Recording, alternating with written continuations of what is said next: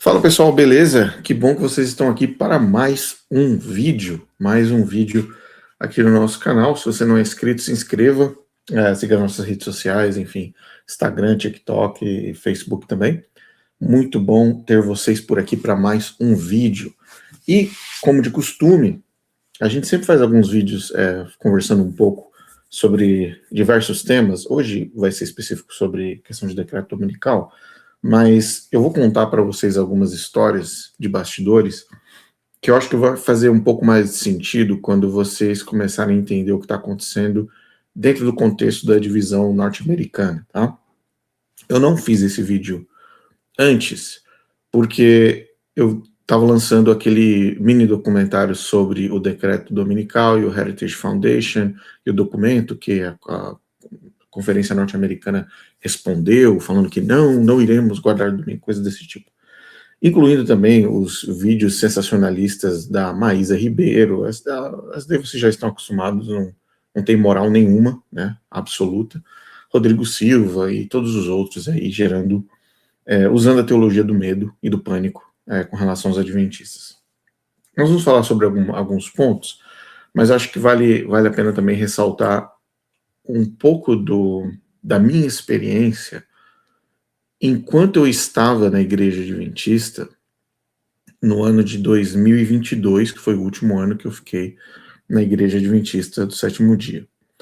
No ano de 2022, eu vou contar para vocês alguns fatos, algumas coisas que aconteceram e que desencadearam e continuam sendo a razão primária pela qual a divisão norte-americana decidiu, enfim, se comunicar dessa forma e apresentar a situação com relação ao documento do Heritage Foundation da forma como foi feito, e espalhou um efeito dominó dentro da comunidade adventista, que já é minúscula. A gente já sabe que os números adventistas de membros são falsos, e os poucos que restam ainda na igreja adventista, que atendem aos cultos, esses poucos membros entraram em pânico, né?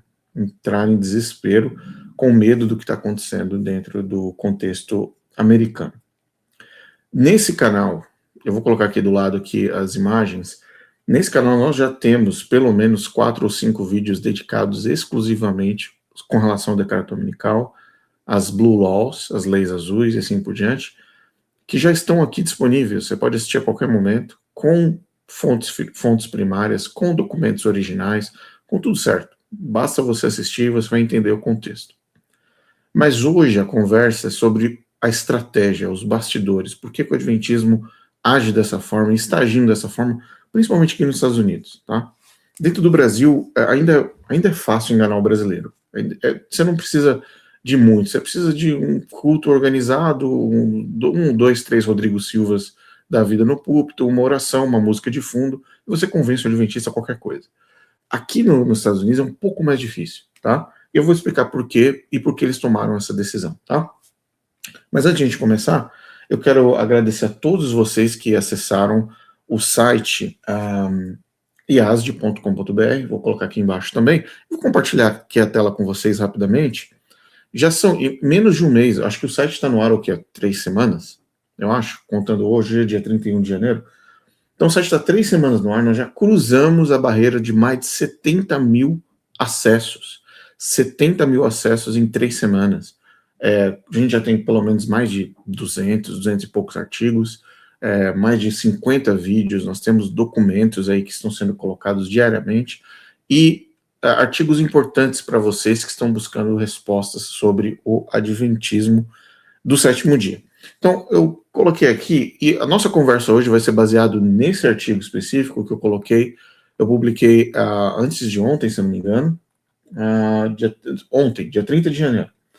E eu coloquei aqui alguns pontos, é um artigo longo, mas é um artigo com muita informação, de fontes primárias, com dados oficiais da Igreja Adventista, com links de documentos oficiais da Igreja Adventista, com dados, números, enfim, o contexto todo do que a gente vai conversar vai ser nesse artigo, mas eu vou incluir algumas coisas que eu vivi durante o ano de 2022, que vai fazer ainda mais sentido para você que está assistindo esse vídeo. Então, primeira coisa, depois desse vídeo, quando você terminar, vai lá no site iasd.com.br, eu vou deixar em destaque esse artigo, que o título desse artigo, só voltar aqui, é o que a divisão norte-americana da IASD quer esconder de você, tá? E aqui tem uma foto do Netanyahu, tem uma foto do Trump, tem uma foto do presidente da divisão norte-americana dos Adventistas do Sétimo Dia, aqui nos Estados Unidos, e também tem a foto do Papa Leão XIV, tá? Então, o artigo está aqui, você pode ler a qualquer momento. O site é otimizado tanto para celular como para desktop, então fica à vontade, você pode colocar em telas grandes, tablets, vai funcionar perfeitamente, e você vai ter também acesso à informação. Se você é de outro país, se você é hispano e você fala espanhol ou inglês, basta vir aqui na bandeirinha em cima, e aí você clica aqui em inglês, no caso, se você quiser ler em inglês, todo o artigo vai estar traduzido em inglês, a mesma coisa também em espanhol. Aliás, todos os artigos do site estão 100% traduzidos para todos os 3 idiomas, ok? E nós vamos incluir também o francês e o alemão já na próxima semana para absolutamente todos os artigos, tá? Então, basta você acessar iasd.com.br, tudo sobre Adventismo no Sétimo Dia. Nós estamos só no começo, nós estamos só com 200 artigos. A nossa meta é alcançarmos mais de 30 mil artigos até o final do ano de 2026. 30 mil, essa é a nossa meta para o final de 2026. Bom, tem muitos outros artigos aqui. Aliás, cada vez que um pastor adventista lança um vídeo, nós iremos colocar um artigo refutando esse pastor no site. Então, se você assistir um vídeo de um pastor falando um monte de abobrinha, com certeza esse vídeo vai estar, se não já estiver, futuramente vai estar também no site para vocês acessarem. Aliás, nós temos uma seção aqui só com os pastores, com os artigos refutando esses vídeos. Então aqui nós temos 16 já para o Eleazar, nós temos 14 para o Rodrigo Silva, 13 para o Arilton, 12 para o Michelson, 5 para o Leandro Quadros. Isso porque a gente não parou para se dedicar tanto ao Leandro Quadros, mas logo esses números vão começar a subir gradativamente, de acordo com todo o conteúdo que eles postam na internet, tanto no Instagram, TikTok, YouTube, tanto faz. A gente pega o material e refuta e coloca no site para vocês, tá? Inclusive, os vídeos do canal, temos documentários, enfim, tá completo para você acessar a hora que você desejar, ok? Muito bem. Eu coloquei essa semana, vou compartilhar uma outra tela aqui. Eu compartilhei essa semana com vocês esse documentário, que é um mini documentário bem pequeno, que fala sobre a questão do decreto dominical. O título do vídeo é O Decreto Dominical 2026, Estados Unidos, Ellen White, Profecias e IASD, tá? Tá no canal Para Que Possamos, basta você utilizar aqui o seu navegador, no seu celular, na internet, no seu computador, vem aqui no canal Para Que Possamos, o vídeo está já pronto para você assistir. Não é um vídeo, é um documentário curto, 26 minutos, você entende todo o contexto do documento. Então, eu não vou me redobrar sobre a questão do documento em si, porque esse vídeo já atende essa finalidade, tá? Porque nós vamos falar aqui sobre uma outra questão e por que nós chegamos nesse vídeo, por que a Igreja Adventista chegou nesse momento com relação a esse furor todo com relação a esse documento, tá? Muito bem. Quando era 2022, eu ainda vou fazer um vídeo contando, aqui no canal, contando a minha história no Adventismo, mas vou me concentrar no ano de 2022. Em 2022, eu frequentava uma igreja, eu era líder de uma igreja, um dos líderes da igreja, uma igreja de mais ou menos 800, 900 membros nos Estados Unidos. E dentro dessa igreja, nós tínhamos, a média de pastores era 3 pastores, mas a igreja, originalmente, ela tem o direito de ter 4 pastores. O que é algo, acho que incomum no Brasil, uma igreja com 4 pastores, né? Acho que no máximo você tem um que você vê a cada 3, 4 semanas, talvez, né? Aqui as coisas são um pouco diferentes. Aí você pode estar se perguntando, Rodrigo, mas por que uma igreja adventista tem o direito de ter 4 pastores? Porque ela pode solicitar esse volume de pastores? Por 2 razões. Primeiro, pelo tamanho da igreja, e segundo, por quanto de dízimo essa igreja produz e entrega para sua conferência. No Brasil, as conferências são, a estrutura da igreja é um pouquinho diferente daqui. Então, você tem a sua igreja local, provavelmente a sua igreja de bairro, que você vai lá, tal, participa, que responde a uma associação regional ali da sua cidade, do bairro, enfim, às vezes a sua cidade é quebrada em vários pedaços e cada associação cuida de um pedaço. Então você responde à sua associação. A associação responde, então, para a sua união. Então tem a união da região, né? Geralmente a união ela compete ou um estado grande ou um conjunto, né, de estados. E depois da união vai para a divisão.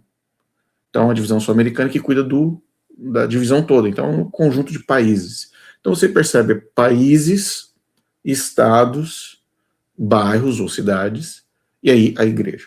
Isso no Brasil. Nos Estados Unidos é basicamente um pouco mais direta a linha. Então você tem a igreja que vai para a conferência, que é a conferência que cuida daquela região ou do estado, e depois vai direto para a divisão norte-americana. E da norte-americana vai para a conferência geral, que é o escritório central, né, mundial da igreja. Muito bem. Por que eu expliquei isso? Porque quando você pega, nos Estados Unidos, quando você pega o dízimo, ele vai para a conferência. Ele não vai para uma associação como é no Brasil, ele vai para a conferência. E na conferência é feita uma divisão de porcentagens de quanto fica na conferência dos dízimos e quanto sobe para a conferência geral do país e quanto sobe para a conferência mundial.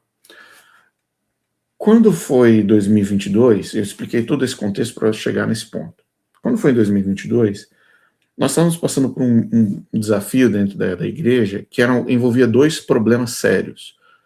O primeiro problema envolvia a estrutura do teto da igreja. É uma igreja grande, é uma propriedade bem grande. Tem o templo, tem salão de festas, tem um ginásio, né, de esportes. É um complexo, não é muito grande, mas é um complexo considerável. Com relação à igreja, o teto estava com problema. E já era um problema, estava se arrastando há muito tempo. E em cima do teto tem o sistema de ar-condicionado central. Então tem todo um sistema de refrigeração, de aquecimento para o templo, que fica geralmente no teto, incluindo toda a estrutura física, né, do templo. E a gente estava com um problema muito sério, que aquilo ali estava numa situação bem precária, para dizer o mínimo, tá? Então, quando chegava o verão, a igreja não esfriava. A gente está falando do Texas, né? Então, a gente está falando de um calor aí de um verão de 40 graus, né? Quando chegava o inverno, mesmo não fazendo muito frio no sul dos Estados Unidos, faz frio. A gente pode falar que chega a 0 graus, chega a menos alguns Celsius, né? -2, -3, né? Acho que foi o máximo que eu passei de temperatura por lá. Então faz frio. Então imagina na sua igreja, com ar-condicionado ou sem ar-condicionado funcionando, tanto no calor quanto no frio, fica bem desconfortável. Mas a questão da temperatura não era nem muito ponto, porque de uma forma ou de outra você tenta remediar ali com o calor humano, vamos dizer assim. Mas o problema era a estrutura. Por quê? Porque se os bombeiros chegassem na igreja e vissem, vamos supor que alguém passou mal, né, na igreja. Aí alguém passa mal na igreja, o bombeiro vem, né, os first responders, que são como se fosse o SAMU, e aí eles vão lá, atendem a pessoa, cuidam, tal.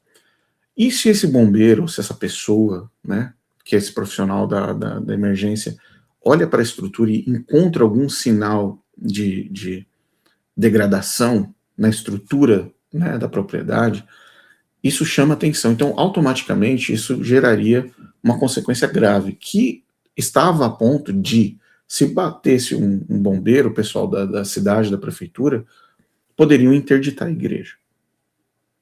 Então, eu estou tentando resumir ao máximo a situação, mas só para vocês terem uma noção da situação, tá? Muito bem.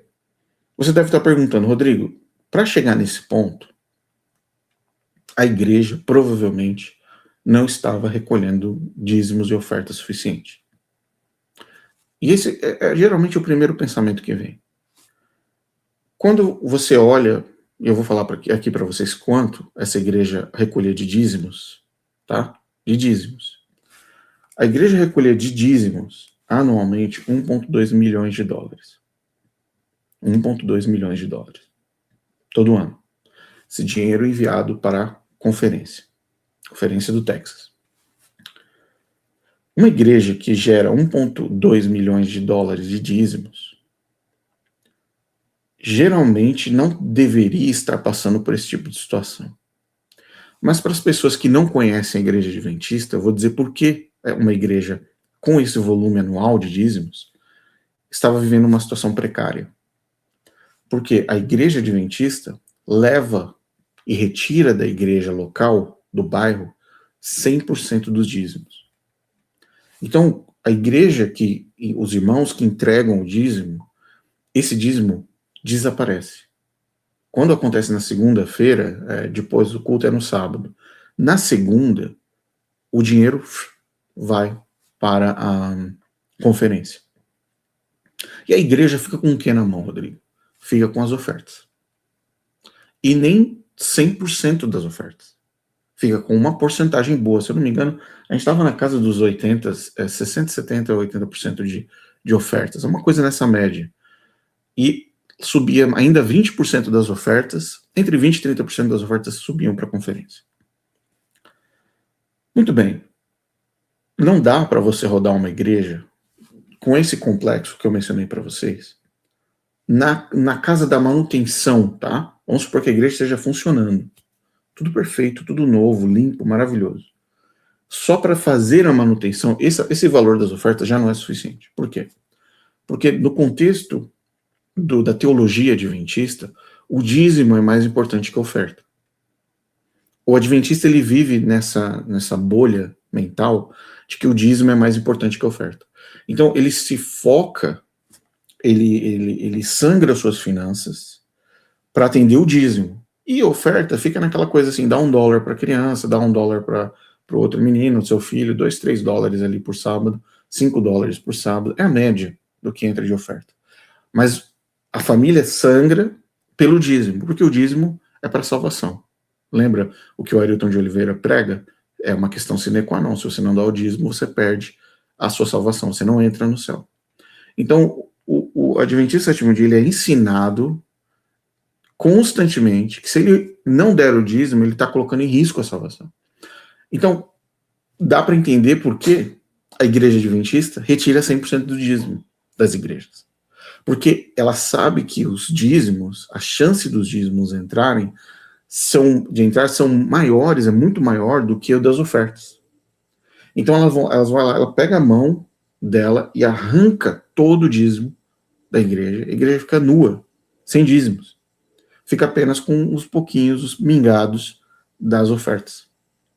Então não importa o tamanho da igreja, não importa quão grande é o dízimo, quão poderosos são os dízimos da igreja, a igreja sempre vai minguar, porque todo dízimo é retirado da igreja adventista. De todas as igrejas, de todas as regiões do planeta inteiro. Quando a gente percebeu que a situação está ficando bem difícil, nós fizemos uma reunião administrativa na igreja. Acho que era uma quinta-feira à noite, alguma coisa assim, onde só podem participar os membros e os líderes da igreja. E aí eles colocam um microfone no corredor, e aí tem o pastor que fica na frente, um microfone no corredor da igreja, e os membros podem ocupar os bancos e as galerias, enfim, e participar. E aí a secretária e o pastor vêm e apresentam o contexto todo da situação do que precisa ser votado pela igreja. E isso é muito bom. Por quê? Porque a igreja participa do processo administrativo da igreja. Eu não sei se na sua igreja adventista isso acontece, mas deveria. Mas nas igrejas por onde eu passei, sempre havia um plenário onde a administração da igreja, a comissão, no caso, se apresenta e apresenta, olha, irmãos, nós estamos indo muito bem nessa direção, mas estamos indo muito mal nessa direção. Irmãos, nós precisamos tomar uma decisão financeira nessa direção, nós precisamos fazer isso. E a igreja tem o direito de participar e votar, tá? Olha, muitas vezes os votos, eles são literalmente de levantar a mão e votar, outras vezes você vota de forma secreta, e outras vezes você elege pessoas para que participem dos votos, certo? Então, o plenário dos membros elege um grupo de pessoas, esse grupo de pessoas na próxima semana, ou mais para frente, futuramente, vão tomar as decisões representando aqueles membros, caso sejam algumas decisões de cunho mais técnico, por exemplo, engenharia, questões muito mais complexas, ou talvez técnicas, que não têm o domínio de todos. Eu não sou engenheiro, por exemplo. Então eu votaria numa pessoa que é engenheiro profissionalmente, dentro da igreja, para que ele representasse a igreja nas tomadas de decisões. Basicamente é isso. É um movimento extremamente saudável e deve ser parte de todas as igrejas, né? Só que a regra do dízimo na igreja adventista, ela é intocável. Ela é intocável a ponto de pastores já terem perdido as suas credenciais por questões relacionadas ao dízimo dentro das suas comunidades locais. Quando chegamos nessa reunião para falar sobre a questão do teto, do ar-condicionado, enfim, do aquecedor, da questão estrutural da igreja, as pessoas estavam buscando alternativas financeiras na ordem de empréstimos bancários para resolver o problema, na ordem de doações entre os membros. Então o membro já dá o dízimo, ele dá a oferta, agora vamos fazer uma vaquinha para resolver esse problema. Pedir talvez um empréstimo direto para alguma pessoa que tenha condições de oferecer esse valor, e a igreja, os membros pagam dividido, né, para essa pessoa, para esse doador, vamos dizer assim, ou doador entre aspas, né, esse emprestador desse dinheiro. Mas nunca os adventistas, e é isso que eu falo sobre controle, nunca esses adventistas param para pensar que eles já estão provendo para a igreja, através de suas doações, dízimos e ofertas, valores suficientes para que haja uma manutenção de qualidade no templo. Que hajam bancos decentes, que haja um ar-condicionado, que existam instrumentos de qualidade para os músicos, que existam microfones, um telão, um projetor, uma mesa de som, uma sala para as crianças, uma sala para as mulheres grávidas que estão amamentando, enfim, você entendeu. O membro, ele não tem, o adventista, ele não tem liberdade de consciência, ele não é livre, ele é preso, ele não tem condições de opinar nessa questão, porque a igreja pune as pessoas que tomam iniciativas em utilizar a doação que já está sendo oferecida pelos membros para que favoreça a própria comunidade local. Tá? No meio de toda essa discussão, nessa reunião específica, houve um momento que eu me levantei e eu fui muito claro, assim, eu falei para as pessoas assim, olha, por que nós não fazemos da seguinte forma? A igreja, ela entrega 1,2 milhões de dólares para a conferência. Se você dividir aqui, eu vou fazer uma conta bem rápida aqui, eu vou pegar aqui 1,2 milhões e eu vou dividir esse valor por 10 meses, desculpa, 12 meses no ano, e eu vou colocar ainda uma gordurinha de, vamos dizer assim, de ofertas. Da última vez que eu ouvi dizer sobre ofertas, estava na casa ali de uns 6 a 7 mil dólares de ofertas que entravam todo mês, né? Na casa de 7 mil dólares, né? Então, se a gente pegar aqui agora 1,2 milhões de dólares dividido por 12 meses, mais 7 mil, entre 7 mil e 7.500 dólares de ofertas, nós vamos ter um valor final de mensal de 107.500 dólares. 107.500 dólares todo mês, saindo dessa comunidade e indo para a conferência. Então nós estamos falando de 107 mil dólares em recursos, 107.500 dólares em recursos, extraídos da igreja, extraídos da comunidade. Aí eu me levantei e falei assim, por que a gente não faz o seguinte? Vamos desse valor que eu estou falando para vocês aqui, desse 107, por que a gente não segura pelos próximos 6 meses em torno de 10% desse valor, que daria ali, não sei, o dízimo do dízimo, né? Daria em torno de uns 10 mil, 10.700 dólares, né? E a gente consegue ir pagando o empréstimo que a gente pegar para fazer o conserto, o ajuste, a gente vai pagando isso com os 10% do dízimo que a gente envia para a conferência. Então, dentro do contexto da reunião, o empréstimo seria a forma mais viável de fazer isso. Mas como que a gente paga isso? Em vez de a gente pedir para os membros, olha, irmãos, vamos doar de novo, vamos lá pegar, vamos doar de novo.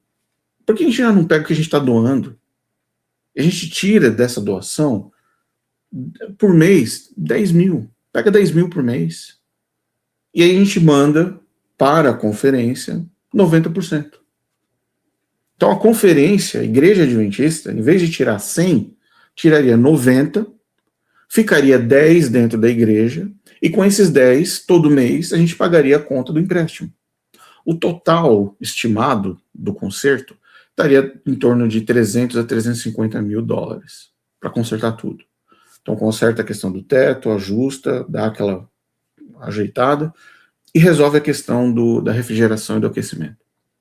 Isso provavelmente exigiria, eu me lembro da conversa, exigiria que jogasse fora o aparelho de ar-condicionado central totalmente, comprasse um novo, 100% completo, 100% novo, porque era só o do templo, o do ginásio e do salão de festas, enfim, das salas, estava ok, estava funcionando, mas o do templo parece que tinha algum problema lá que não estava funcionando. Fiz essa proposta no plenário. Me levantei, fui até o corredor e apresentei essa proposta. Quando eu falei isso, no meio do corredor, isso foi como se eu tivesse xingado a mãe de todas as pessoas que estivessem ali dentro. Era como se eu tivesse xingado a mãe e o pai de todos ali. Porque o rosto deles e a sensação da reunião inteira mudou. Por quê? Porque na cabeça deles, eles estavam plenos e certos de que ali estava falando alguém que era contra a mensagem do dízimo dentro da igreja adventista. E que eu estava sendo usado pelo diabo, pelo inimigo, para propor que a igreja retesse 10% do 100 que é enviado mensalmente para a conferência. O clima ficou pesado. E a situação ficou tão pesada a ponto de um ancião vir do meu lado, depois que eu me sentei no banco, um ancião veio do meu lado me pedir para que eu fosse ao microfone e retirasse a proposta. Ele veio falar no canto de ouvido. Rodrigo, tira essa proposta que você fez, porque a secretária registra, né? E é tudo gravado. Então tá tudo gravado no vídeo e a secretária está colocando na ata da reunião. O ancião veio para mim e falou assim, Rodrigo, retira isso, sua proposta, porque se você não retirar, isso vai dar um problema para o pastor que está liderando a reunião, porque vai soar para a associação, vou falar associação para o adventista brasileiro entender. Para a associação vai surgir essa ata e eles vão entender que o pastor tem algum tipo de influência na retenção desses 10% e ele pode perder a credencial por conta disso.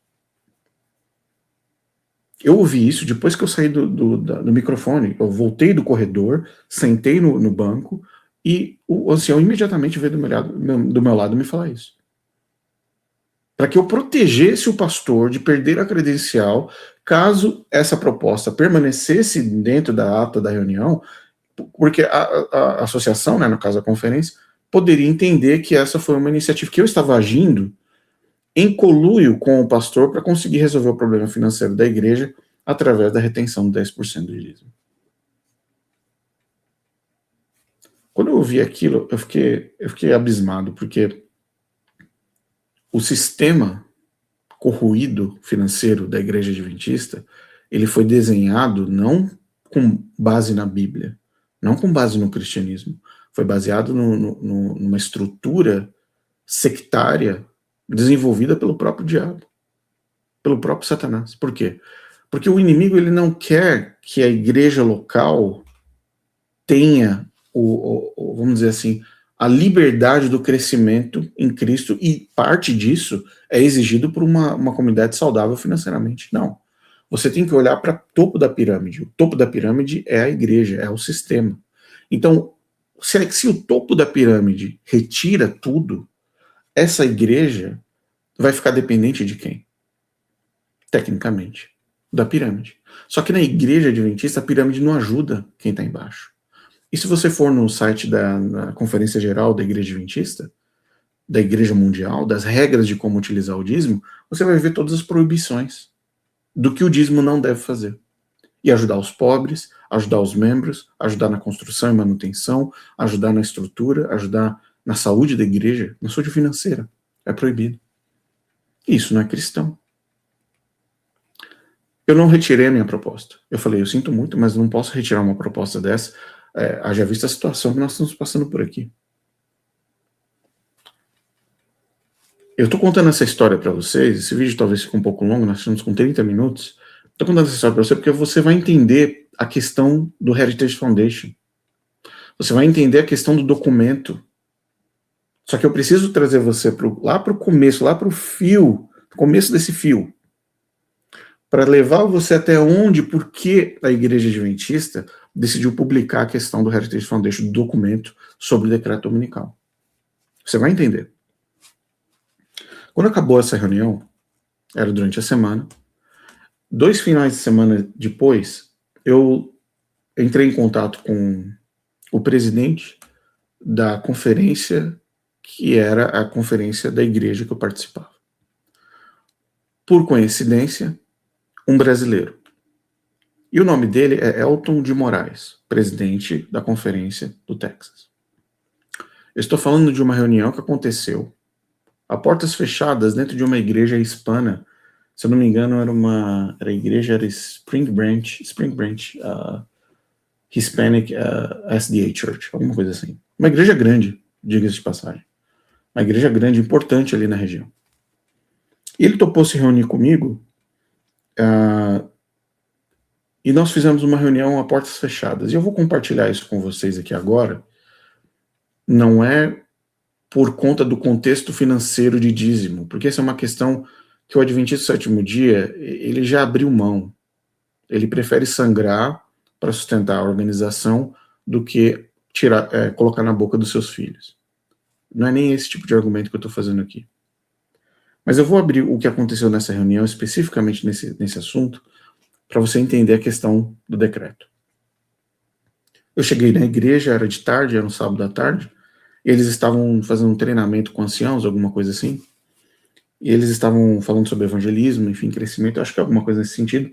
Eu me sentei no fundo da igreja e aguardei. Quando terminou, até o Elton estava dando a palestra na época, e treinando os pastores. À época, se eu não me engano, ele era presidente interino ainda. Ele não era um presidente eleito, ele era um presidente eleito eu acho que por um grupo pequeno, elegeu ele numa questão de transição. Ele ainda não era oficialmente eleito, mas ele era interino no cargo. Quando nós nos reunimos, a gente começou a conversar, a gente falou sobre vários assuntos. Nós oramos, tanto no começo como no final. E eu apresentei pro pastor Elton, eu não sei se ele é pastor, acho que ele é ancião, elder, né, a gente fala elder, mas eu não sei se ele é pastor. Mas eu falei com ele e disse o seguinte, eu falei assim, pastor, nossa igreja precisa de ajuda. Nós estamos numa situação muito complicada, financeiramente, em vários aspectos. Falei de outras questões. E eu falei, teria como você autorizar que a gente segurasse aí pelo menos aí 10% do dízimo por um período X, para que a gente conseguisse atender essa demanda? E aí, eu vou resumir o que ele disse, mas ele disse, não, vocês não podem fazer isso. Número 1. Eu falei assim, então, vocês poderiam nos ajudar com relação a essa situação, com relação a esse problema? Eu não sei, financeiramente, a gente precisaria achar uma solução, porque as pessoas estão lá numa situação bem difícil. Lembre-se, nós estamos falando de 2022, que é ali pós-Covid. Foi depois da pandemia, né? E ele falou, não pode, não dá para fazer, não dá para fazer, e eram eram muitas negativas. E eu tive que perguntar, tá bom, qual que é a real? O que está acontecendo? Qual é a real que está acontecendo com a Conferência do Texas? E ele me falou que a situação financeira da Conferência do Texas era crítica, a ponto de, na época, eu estou falando de 2022, não estou falando de 2026, nem 2025, estou falando do momento que eu tive a conversa com ele. A ponto dele falar para mim assim, Rodrigo, hoje nós temos em caixa 120 dias de recursos, de dinheiro. Nós temos dinheiro para 120 dias de operação. Na conferência toda, na conferência do Texas, que se eu não me engano, a conferência do Texas é a maior, a conferência dos Estados Unidos. Da conferência norte-americana, a conferência do Texas é a maior. Nós temos 120 dias de dinheiro para nos manter por 120 dias. Se os membros começarem a parar de enviar os dízimos e as ofertas, nós não vamos saber o que fazer, porque isso inclui salário de pastores, isso inclui pagamento enfim, da administração como um todo. E aqui eu não estou eximando o fato de que existem custos administrativos para você gerenciar uma igreja.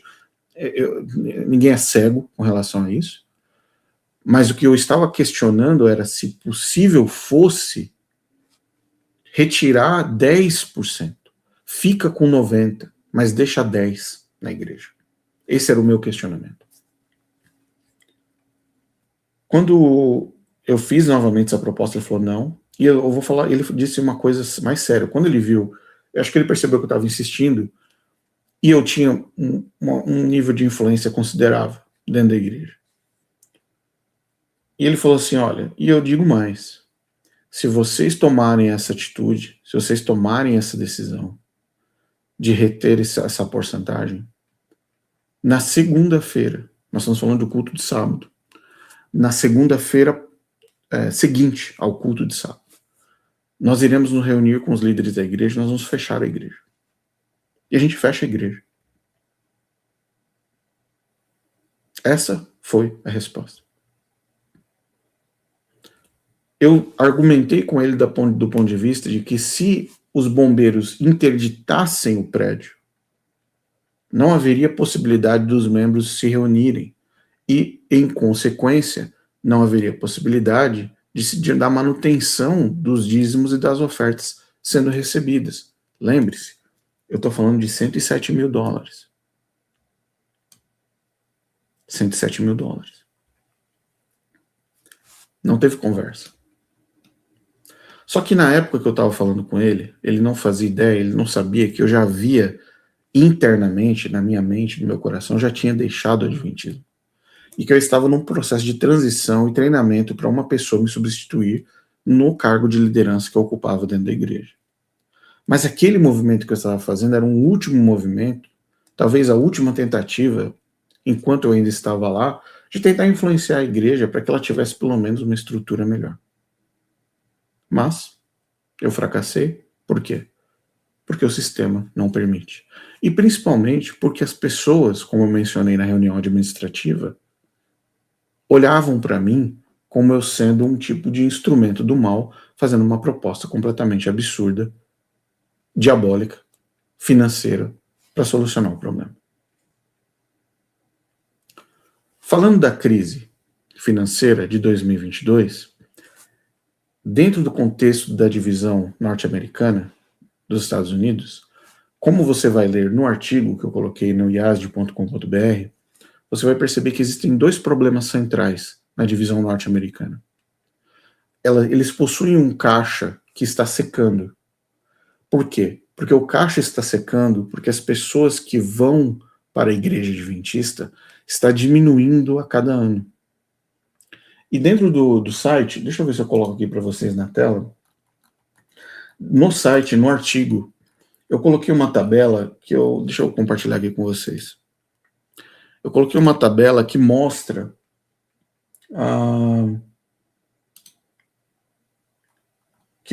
esse cenário aqui que vocês estão vendo na tela. Olha só que interessante. Vou colocar aqui em português para que a gente consiga acompanhar. O centro do problema da divisão norte-americana é esse. eles têm recurso, e foi arrecadado, se eu não me engano, no ano de 2023, a norte-americana inteira, divisão norte-americana inteira, arrecadou 2 bilhões de dólares. Então, dinheiro não é um problema. São 2 bilhões de dólares, ok? Só que olha onde está o problema da norte-americana. Está aqui, ó. A NAD, North America Division, divisão norte-americana, tem nos livros um número de 1,28 ou 1.287.739 membros.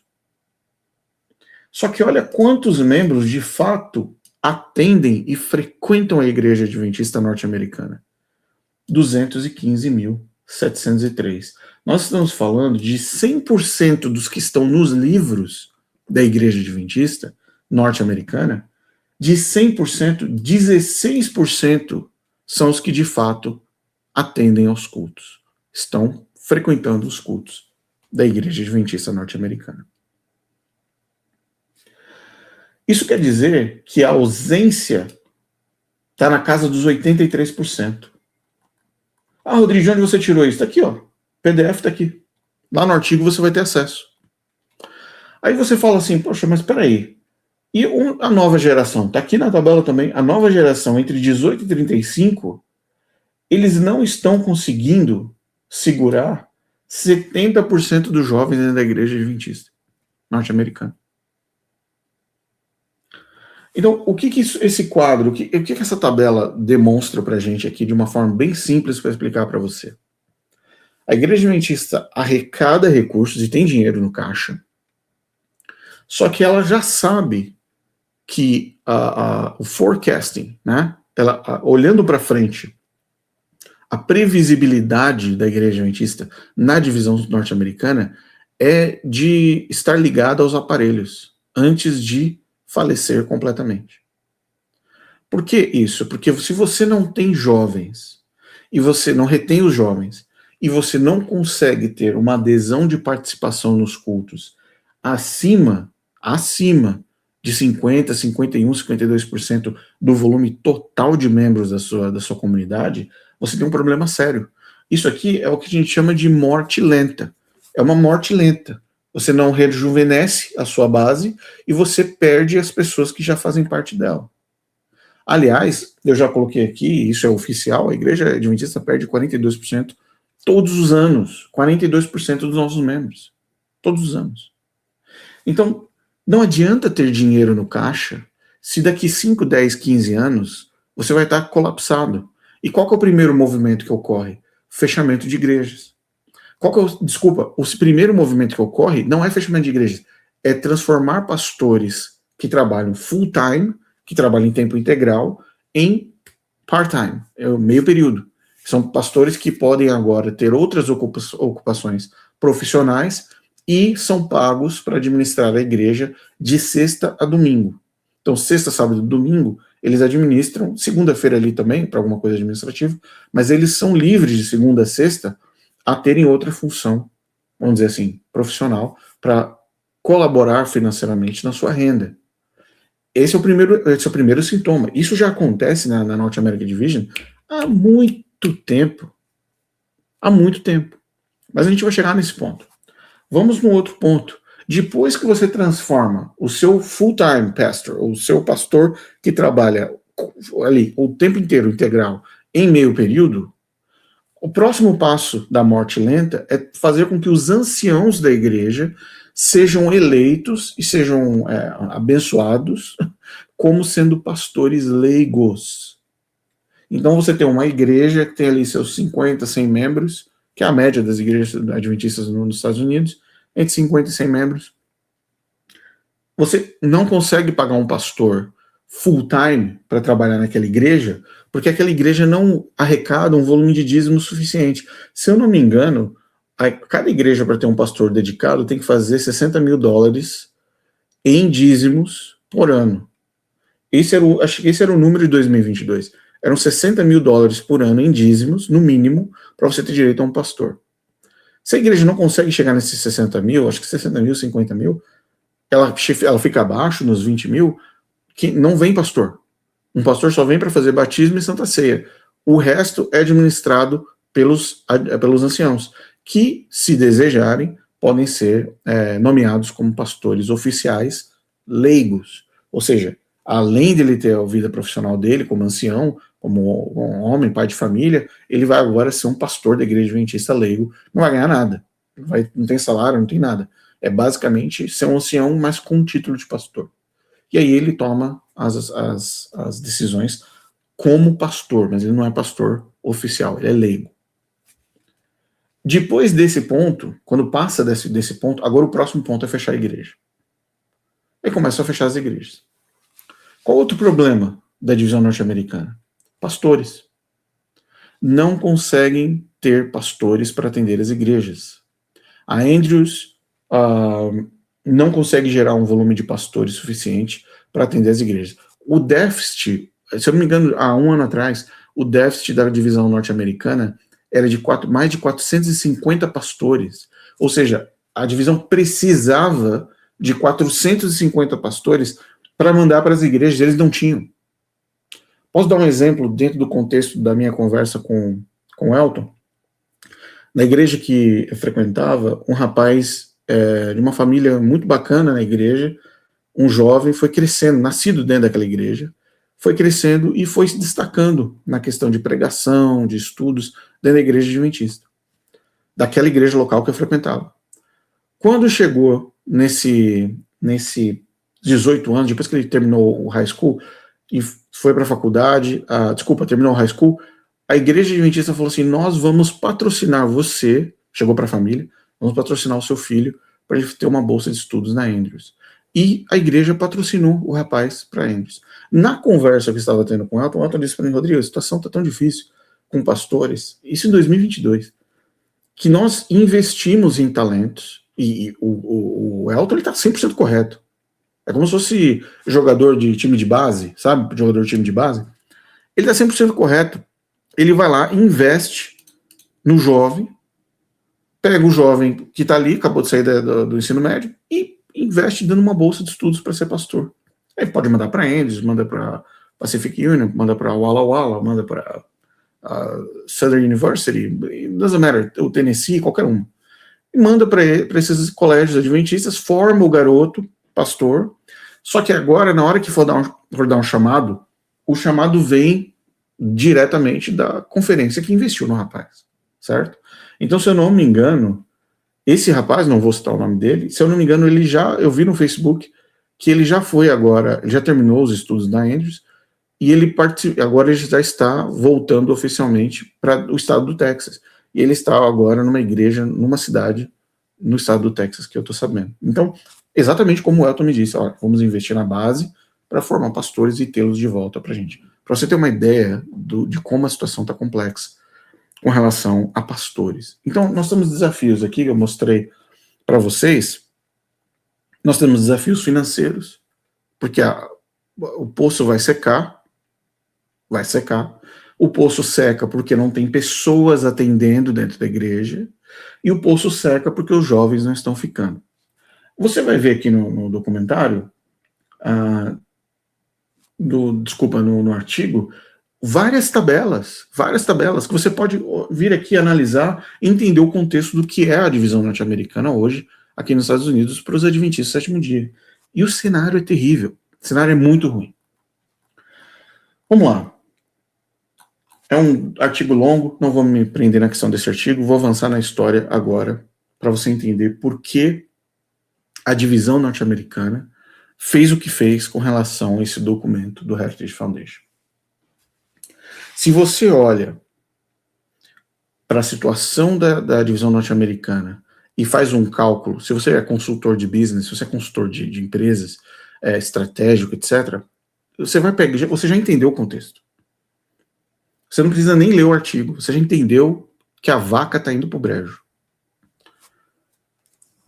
Como nós temos, eu mostrei para vocês ali, o número fantasma de 1,2 milhões de membros da Igreja Adventista nos Estados Unidos, e diga-se de passagem, Estados Unidos inclui Estados Unidos e Canadá, tá? North American Division compõe os dois países, Canadá e Estados Unidos. Como você está numa situação precária, você tem muitos nomes nos livros, mas você tem poucas pessoas atendendo. Vou colocar aqui de novo para vocês. A tabela. Está aqui, ó. Tabela que eu mostrei para vocês. Está aqui. Nós temos uma faixa de 16,75% de pessoas atendendo os cultos nas igrejas americanas, adventistas. Esse número, ele só pode se tornar pior se você começar a fechar as igrejas. E não é isso que eles querem, certo? Eles precisam voltar a pelo menos uma taxa acima de 50 para começar a fazer sentido, tá? Agora, você tem 1,2 milhões de membros inscritos nos livros, mas você só tem 215 atendendo. Como é que você traz essas pessoas aqui de volta para esse número aqui?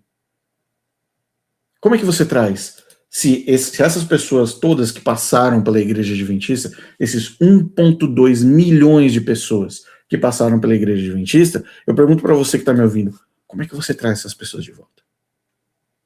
Como que você traz essas pessoas de volta? Pensa comigo.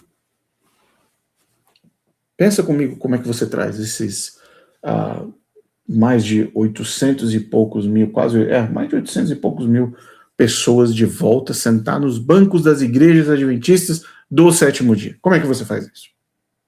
É simples. Basta você trazer o decreto dominical de volta. E a estratégia de trazer o decreto dominical de volta funciona tão bem, que é algo que eles já usam há muitas décadas. Então, quando a igreja entra em crise, a igreja adventista não é só na primeira crise da igreja adventista. A igreja adventista teve várias crises. Quando a crise aperta a igreja adventista, para onde eles correm?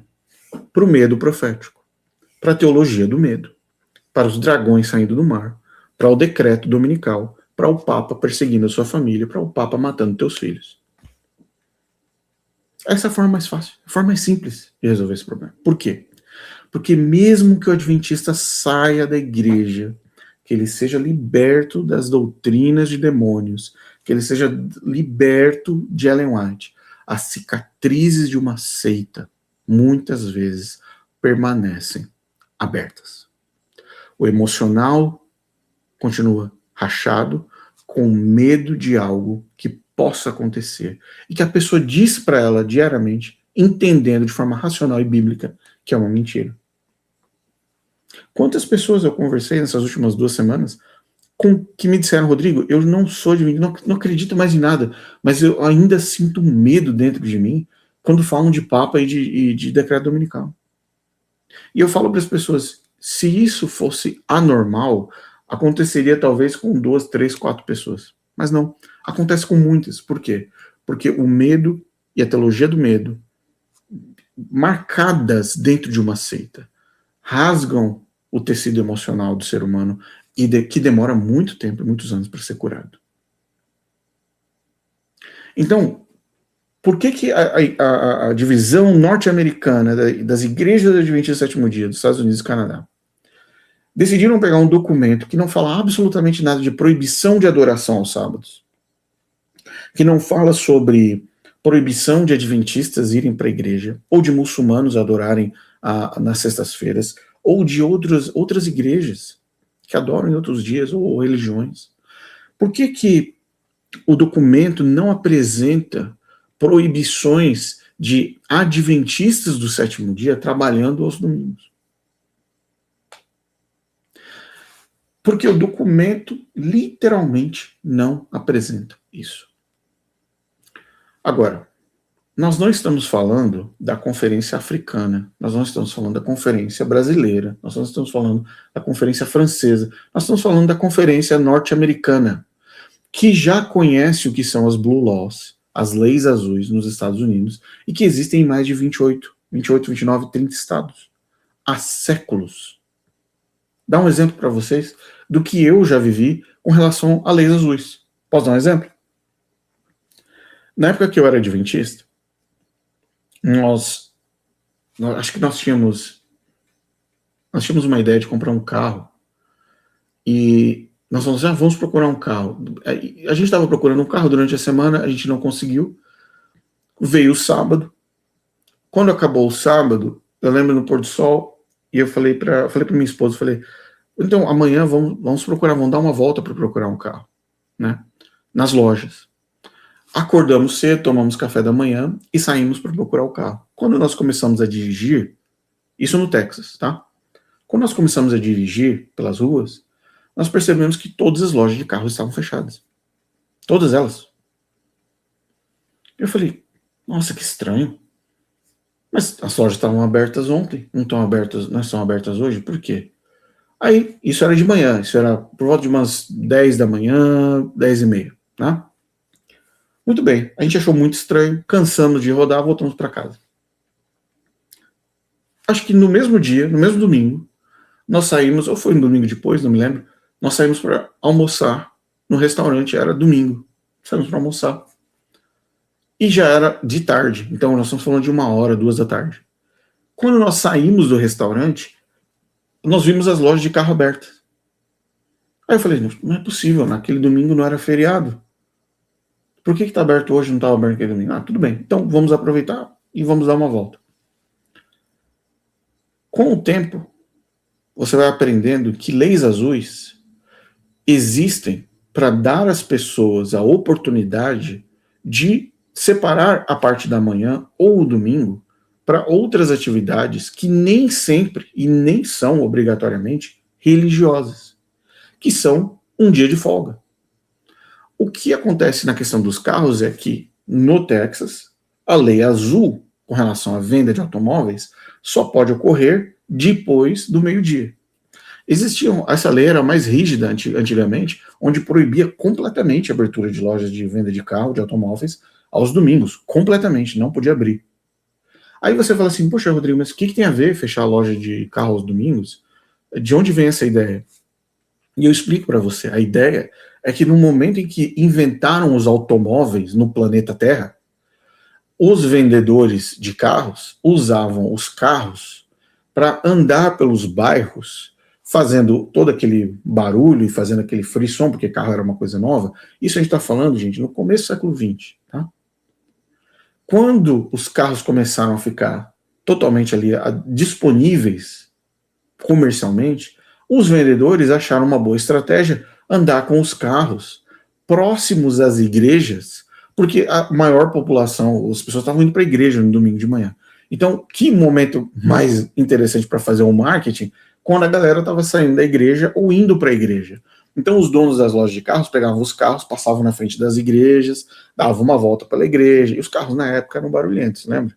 Aqueles carros da Ford antigos. Muito bem. Chegou um momento que todo mundo percebeu que isso era jogada de marketing. Então veio uma lei proibindo de que os carros fossem vendidos e comercializados aos domingos, para que não causasse distúrbio nos bairros e que eles não usassem a população e a igreja e a audiência nas ruas para fazer a venda e comercializar e o marketing dos seus carros.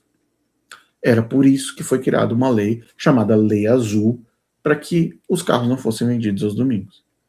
Passando muitos anos agora no tempo do Rodrigo, essa lei ficou de meio período, ficou só na parte da manhã, na parte da tarde, se a loja quiser abrir para vender, ela pode vender o carro.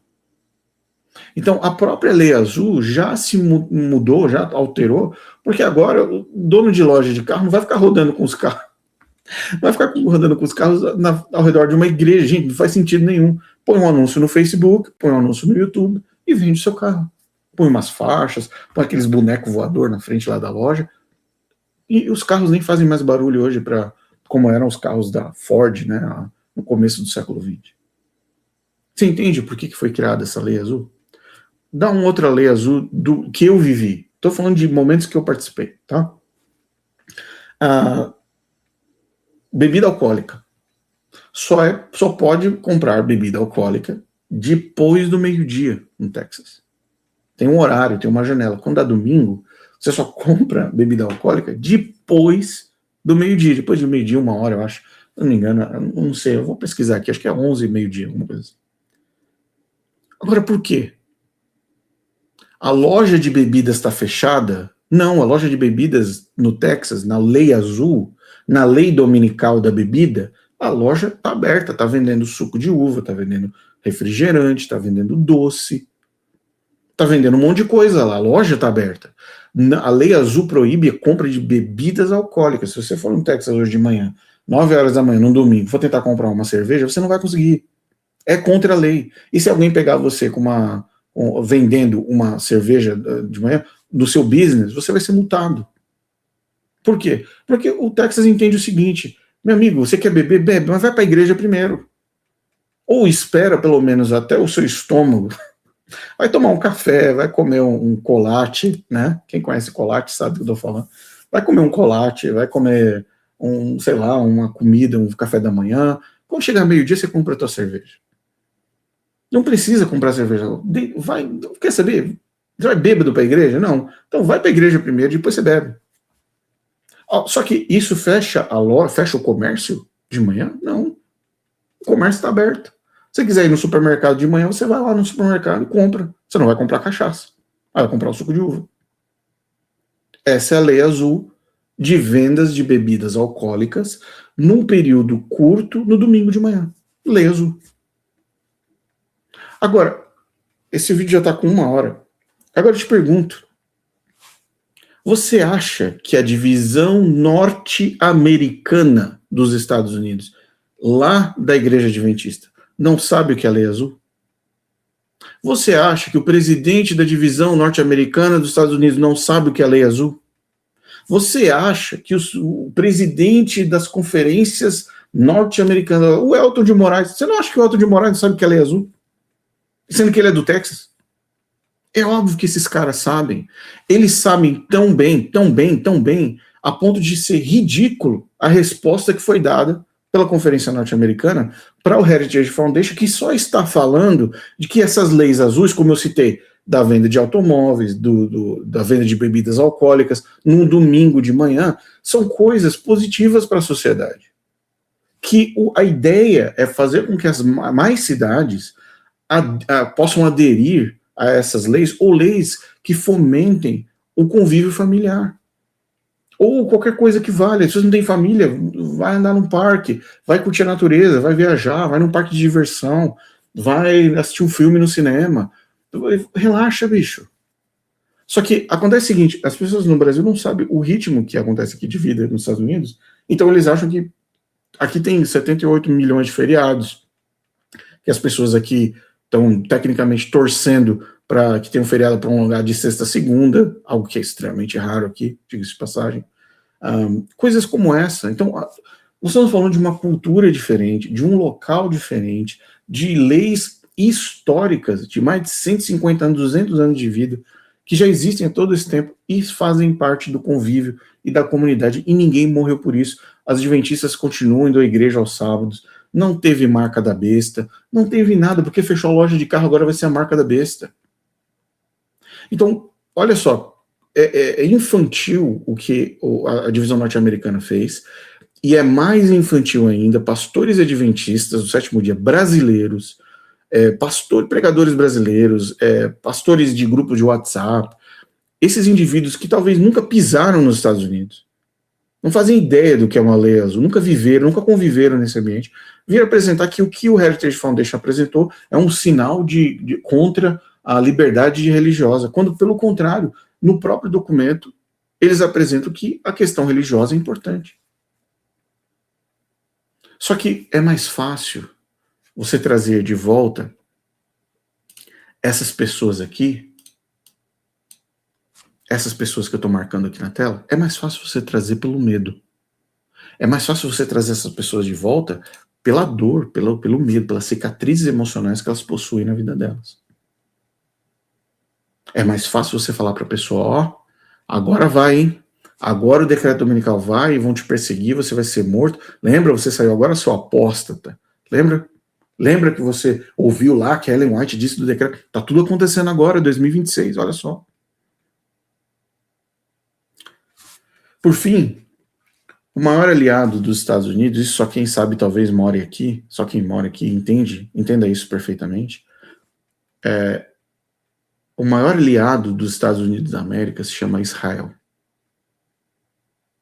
O Estado de Israel é o maior aliado dos Estados Unidos, independente de presidente. Com o Biden continuou sendo, com o Trump continuou sendo, com o Bush continuou sendo, com o Obama continuou sendo, e não importa qual o presidente que estiver sentado na Casa Branca, Israel é o maior aliado dos Estados Unidos, ponto final. E o que chama a atenção dos adventistas, e é complexo o pastor adventista lidar com isso, porque o pastor adventista olha assim, poxa, mas Israel é o maior aliado dos Estados Unidos, né? Quem está em Israel, e é judeu, porque tem pessoas que moram em Israel não são judeus ou judias, né? Mas os judeus, no caso, o governo do Estado de Israel, judeu, guardam o sábado. Como é que você fecha essa conta agora?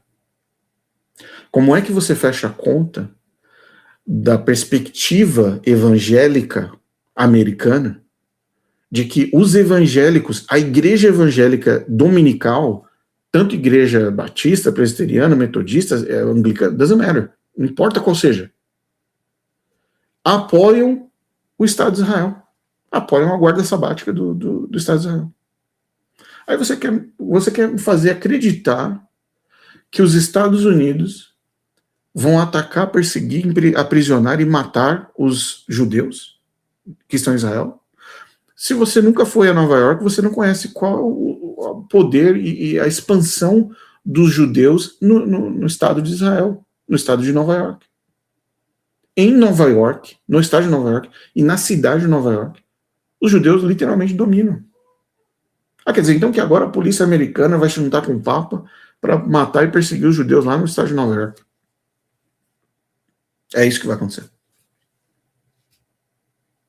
Então, o contexto todo, fechando esse vídeo agora, o contexto do pânico gerado pela divisão norte-americana da Igreja de 27º Dia é tentar, através do pânico, e de um pânico infantil, trazer os números de volta, que eu mostrei para vocês aqui. Como é que eles vão tentar encher a igreja agora? Pânico. E sabe quanto que dura isso? Dura pouco. Já tentaram isso no passado. Essa não é a primeira vez que a igreja adventista tenta isso. Dura pouco. Dura bem pouco. Porque esse ano tem Copa do Mundo, né? Aí daqui 2 anos, se eu não me engano, em 2028, tem Olimpíadas. Aí depois de 2 anos, tem outra Copa. Se a gente for medir Copa por Copa, só de 4 em 4 anos, você vai conseguir perceber na história da igreja recente, dos anos 70 até hoje. Você vai ver, a cada 4, 5 anos, sempre tem ali algum pastor fazendo algum tipo de grande anúncio de volta de Cristo, de decreto dominical, de cumprimento profético. Eu estava assistindo a assembleia da Conferência Geral nesse ano, se não me engano foi esse ano, ou no finalzinho do ano passado, e eu me lembro de um delegado que se levantou no plenário, no microfone, desculpe, e ele disse o seguinte: esse ano de 2026 precisa ser um ano que a igreja vai se dedicar muito à pregação do evangelho e preparação para o tempo do fim, porque em 2026, segundo as contas dele, completa 2000 anos do batismo de Jesus. Olha o tipo de conversa que tem dentro dessas reuniões adventistas. Então, eles estão esperando um grande evento, um grande acontecimento, porque, segundo as contas deles, em 2026, completa-se 2000 anos do batismo de Jesus. Batismo de Jesus. Eu fecho esse vídeo fazendo uma pergunta para você. Sobre qual domínio você está se submetendo? Quem é que controla a sua cabeça? Quem é que controla as suas decisões? Quem é que controla a forma como você lidera a sua liberdade de consciência? Será que você tem liberdade de consciência? Será que você é livre em Jesus Cristo mesmo? Será que você é livre em Jesus ou você está se assustando com o bicho-papão da Igreja Adventista do Sétimo Dia embaixo da sua cama? Será que você faz parte desse número de membros que a Igreja Adventista quer trazer de volta pelo medo? por mais uma vez tentar formalizar algum tipo de fantasia dominical? Vocês não se lembram, você que é mais velho, você não se lembra do pânico que foi causado na virada do milênio? Que a virada do milênio ia trazer o decreto dominical? Você não se lembra de quando o Papa João Paulo II pousou no Brasil na década de 90 e no dia que ele pousa no Brasil, a revista Adventista vai lá e fala que ali era um sinal de um cumprimento profético para o decreto dominical? Você não lembra da encíclica do João Paulo II falando sobre a guarda do domingo e onde a igreja adventista entrou em pânico por conta da encíclica do Papa, do João Paulo II, com relação ao domingo, e ali era o momento do decreto dominical? Você não se lembra do dia que fizeram uma encíclica sobre a questão da proteção da natureza e do ecossistema e assim por diante? Se eu não me engano, foi o Francisco, e o Michel Sombor saiu correndo com o cabelo pegando fogo, o pouco que resta, ainda lá, louco, tenso, porque agora chegou a hora do decreto dominical, as coisas estão se afunilando. Lembra dessas frases de efeito? O cenário está se construindo para o decreto. Você lembra disso?